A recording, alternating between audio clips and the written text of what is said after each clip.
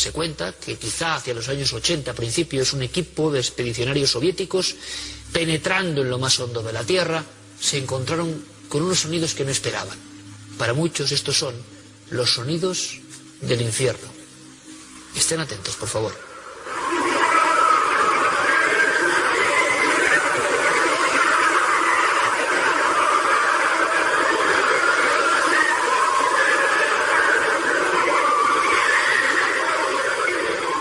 Estos son los sonidos del infierno, por lo menos es lo que se ha publicado. Que un grupo de investigadores en una zona inhóspita de Siberia penetró con sus perforadoras y, según declaraciones de un tal doctor Azakov, y esto se publicó en Medio Mundo, a unos 14,4 kilómetros, estoy dando los datos concretos, repito, que se hicieron públicos en su momento. Ahora vamos a descubrirlo. Esa operación se encontró con una zona donde ese taladro entraba mucho mejor. No sabemos por qué ni por qué no. Decía que el equipo del doctor Azakov puso unos micrófonos. La temperatura subió muchísimo, llegó a los 1000 grados centígrados. Y de pronto empezaron a surgir estos sonidos, sonidos de gritos, de lamentos, que ustedes han escuchado y que ahora vamos a analizar con atención. Esto se ha convertido, la historia de ese equipo de investigadores en Siberia, en la época, digámoslo así, del muro de Berlín.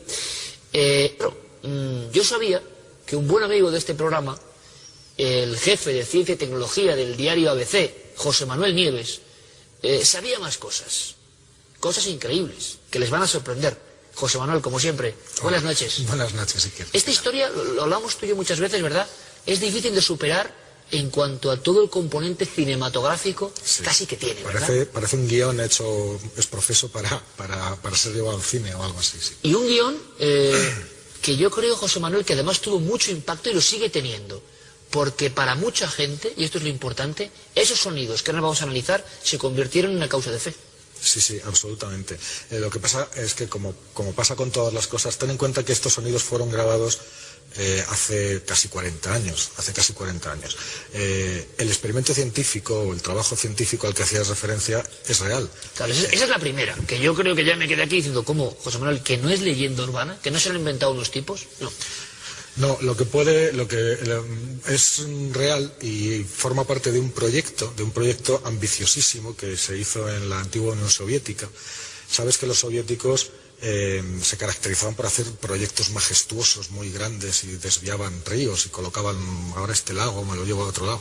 Bueno, pues uno de estos grandísimos proyectos de la Unión Soviética querían perforar la corteza terrestre. ¿Con qué objetivo? Ni más ni menos. Pues para hacer estudios geológicos, querían llegar concretamente.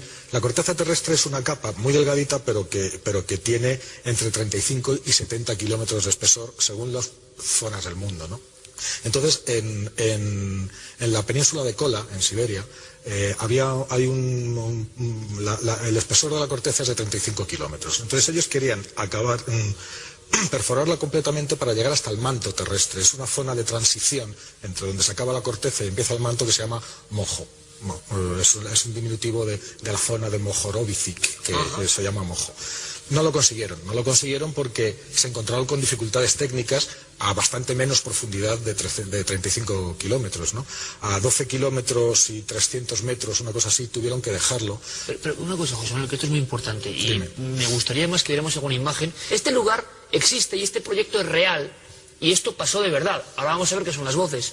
Esto es lo que estabas hablando, el pozo de Kola. Claro, exactamente. No solo existe, sino que es un proyecto científico, un proyecto geológico que duró más de 20 años. Es decir, duró desde el 24 de mayo de 1970, que fue cuando se empezó a perforar, y se fue cerrado completamente, o sea, clausurado el proyecto en el año 92. Pero se dejó de perforar un par de años antes, en el 89. Y ya te digo, a la profundidad que antes hemos dicho, ¿no? A 12.200. Es una barbaridad, es mucho más del Everest hacia abajo, ¿no? Claro, no, de hecho, es la mayor perforación que se ha hecho hasta día de hoy. Es decir, aunque hayan pasado 40 años, no se ha conseguido llegar más abajo, perforando.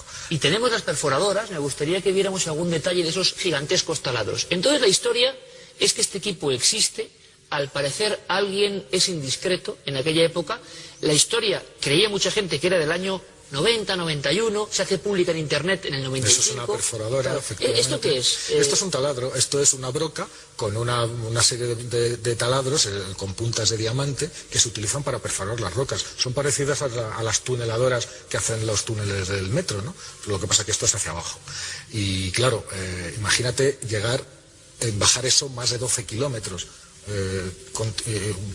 perforando continuamente, ¿no? Vale, y nos cuenta la gente de la leyenda, la información que creíamos completamente apócrifa y que es real, que llega un momento, llega una distancia de perforación donde encuentran un gran calor. Y entonces deciden cómo grabar. Pero también hablando con miembros del CSIC, el doctor Balbuena, geólogos y diferentes especialistas, os hablaban que sí, que se han hecho grabaciones, vamos paso a paso, que se ha grabado esas profundidades. Vamos, muchos científicos, y hay de todo. Entonces, este doctor al que hacías referencia, que fue el que hizo las primeras declaraciones de que eran los sonidos del infierno, pues puede que dijera la verdad, vamos, o que él pensara que dijera la verdad. Grabaciones geológicas son bastante comunes, se hacen muchas veces. De hecho, hay grupos en Japón y grupos en Estados Unidos que utilizan las grabaciones para, digamos, escuchar el sonido de las placas tectónicas, ¿sabes?, sobre las que están los continentes, porque toda la corteza terrestre está rota en distintas placas que se mueven e interaccionan entre sí. Es decir, se chocan, se rozan, y se superponen, claro. Entonces, esos sonidos es lo que están intentando es ser capaces, a partir del sonido, de predecir los terremotos. Luego está el tema de por qué se pararon las excavaciones, las perforaciones. Entonces, hay dos versiones. La versión científica y técnica, que es la que yo puedo aportar. La cuestión es que se encontraron con casi el doble de la temperatura que ellos pensaban encontrarse a esas profundidades, y los instrumentos sencillamente no aguantaban. Claro. Entonces, hubo un momento que intentaron lo que pudieron, y tuvieron que suspender porque no les aguantaban los instrumentos, tuvieron que parar, y pararon a esa profundidad. Y luego surge la leyenda, ¿no? Y luego está la leyenda. Entonces, según la leyenda, que además fue difundida por algunos de los geólogos, como este doctor que tú citabas antes, dijeron que no, que el motivo no había sido ese, que no había sido un motivo técnico, y no es más que el proyecto original de la Unión Soviética no era perforar la corteza terrestre, como de hecho era, sino buscar el infierno, o sea, encontrar una prueba imagínate los soviéticos buscando el infierno. Bueno, pues se llegó a decir incluso eso, ¿no? Y que no solamente lo habían intentado, sino que lo habían conseguido. Vamos a volver a escuchar esto, y quizá incluso, José Manuel, si yo he tenido ocasión de escuchar algún otro sonido geológico, digamos. Eso es lo que te iba a comentar. Y tiene un cierto parecido en algunos aspectos, no hay dos puntos iguales, pero lo que yo he oído otras veces son, pues imagínate, chirridos, que pueden ser muy bien la explicación lógica de estos gritos. Vamos a una cosa, vamos a escucharlos, ¿te parece? Que la gente lo escuche, la grabación en completo, y luego tú me comentas qué podría ser. Pertenece a esa grabación concreta que se hizo en el Pozo de Kola, en Siberia, entre los años 70 y 1980 aproximadamente. Escuchamos, por favor, muy atentamente. Estos son los sonidos que dieron la vuelta al mundo, llamados sonidos del infierno por parte de un equipo de investigadores reales soviéticos.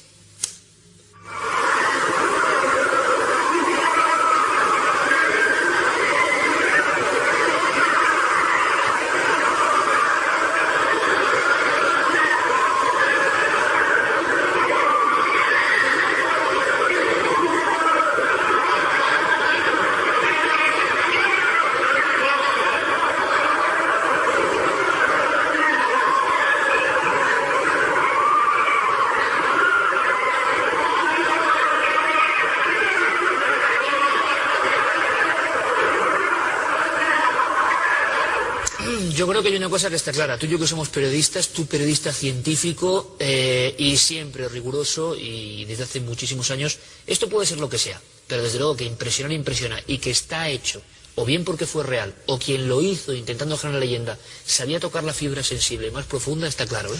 Ten en cuenta una prueba científica, lo digo entre comillas, de que el infierno existe. Y mucha gente lo creía, se tenían algo los sonidos eran como tan reales que... Sí, porque es muy real, muy raro, tampoco es exagerado, y claro, cuando se empezó a difundir en algunas emisoras de países del orbe soviético, pero que había más libertad, causaron un impacto. Y en Estados Unidos.